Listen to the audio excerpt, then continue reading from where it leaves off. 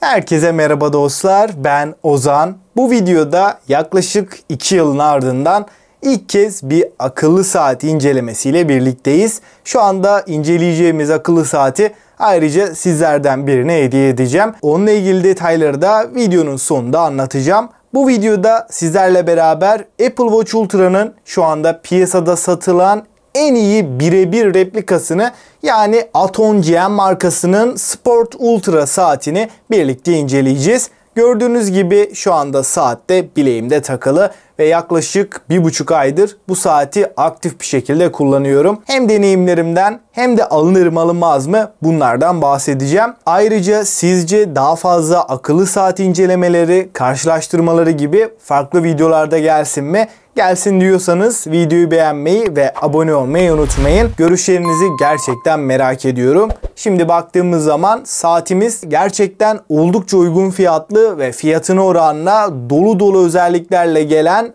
kaliteli bir saatle birlikteyiz. İsterseniz hiç uzatmadan kutu açılımını beraber yapalım. Ardından tüm testlerini yapacağız.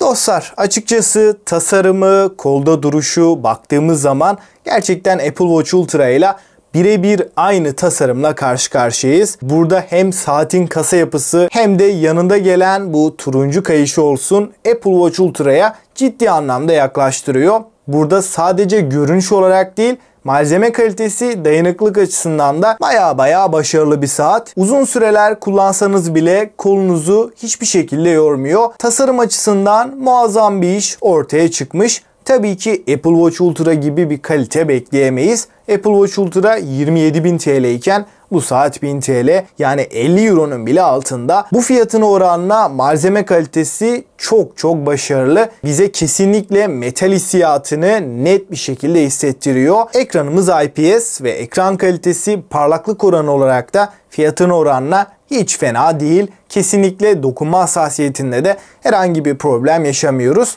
Akıcı, hızlı bir şekilde çalışıyor. Menü akıcılığı 30 ile 45 FPS bandında diyebilirim. Ayrıca bu saatin en önemli özelliklerinden tansiyon ölçebilmesi. Gerçekten güzel bir özellik. Bunun haricinde tansiyon ölçümü, nabız ölçümü gibi değerlerde gerçek bir Apple Watch ile kıyasladığımda da değerler çok yakın seviyede. Yani sensörler bayağı iyi şekilde çalışıyor. Sadece tansiyon ölçümü, nabız ölçümü gibi özellikler değil. Ayrıca bu saatle beraber aynen Apple Watch'ta olduğu gibi EKG'de çekebiliyoruz. Bu da gerçekten güzel özelliklerden ve tabii ki saatimizle beraber aramalar da yapabiliyoruz. Baktığım zaman hoparlör kalitesi, ses seviyesi yeterli düzeyde. Karşı tarafın sesini net şekilde alırken bizim sesimiz de karşı tarafa net şekilde ulaşıyor. Fakat bir Apple Watch performansı da beklemeyin. İş görecek düzeyde ama mikrofon kalitesi çok da iyi değil. Kesinlikle görüşmelerde bir problem yaşatmıyor ve bu saatin gerçek Apple Watch'tan, Apple Watch Ultra'dan, Apple Watch 8. nesil SE gibi modellerden çok büyük bir artısı var. O da bataryası. Gün içinde aktif bir şekilde kullandığınızda 5-6 gün boyunca çok rahat bir şekilde bataryanın yettiğini söyleyebilirim. Şarj konusunda da yaklaşık 1,5 saatte sıfırdan 100'e şarj olabiliyor. Batarya konusunda muazzam bir cihaz. Hatta güç tasarrufunu açtığınızda çok fazla fonksiyonunu kullanmazsanız,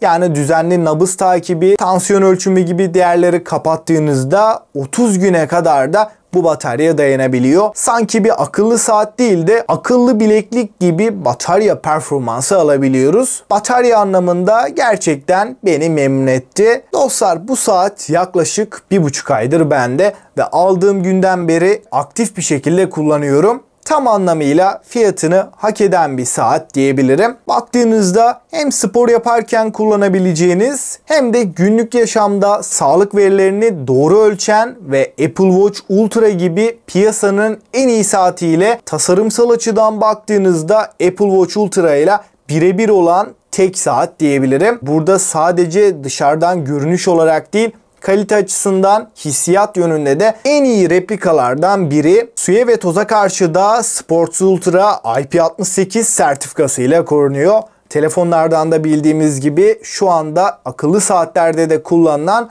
en yüksek dayanıklılıklardan biri. Bununla hem duşa girebilir hem de elinizi yıkarken hiçbir şekilde saati çıkarmanıza gerek kalmayacak. Ayrıca bu saati diğer replikalardan ayıran en önemli detayı garantisi. Diğer pek çok replika Çin'den gelirken herhangi bir garantiye de sahip değil. Ama Sports Ultra Türkiye'de satıldığı için 1 yılda garanti kapsamına giriyor. Bataryada, sensörlerde vesaire ileride herhangi bir problem çıkarsa servise rahat bir şekilde gönderebileceğiz. Videonun başında söyledim ama tekrardan bahsedeyim. Şu anda güncel olarak Sports Ultra'nın fiyatı 999, yani 1000 TL, 50 euro bile değil ve bu fiyatıyla genel deneyimini, tasarımını her yönüyle değerlendirdiğimde kesin bir şekilde fiyatının hakkını veriyor. Bu fiyatlara alınabilecek en mantıklı saatlerden biri. Açıklamalarda güncel fiyatına ulaşabileceğiniz linkler de olacak. Oradan alabilirsiniz. Ve son olarak bu saati de sizlerden birine hediye edeceğim. Yapmanız gerekenler çok basit. İlk olarak videoyu beğenip halen abone değilseniz kanala abone olup bildirimleri açmak. Sonrasında da kanalımızın Instagram sayfasını takip etmek. Orada da ara ara Shorts videolarını Reels olarak paylaşıyorum. Ve yorumlara katıldım yazıp Instagram hesabınızı bırakmanız gerekiyor. Katılımda herhangi bir sınır yok. İnceleme videosu yayına girdikten 2 hafta sonra canlı bir şekilde Short videosuyla çekiliş sonuçlarını açıklayacağım. Sizce daha fazla çekiliş ve akıllı saatlerle ilgili de inceleme, karşılaştırmalar gelsin mi? Görüşlerinizi gerçekten merak ediyorum. Mutlaka düşüncelerinizi benimle yorumlarda paylaşmayı unutmayın.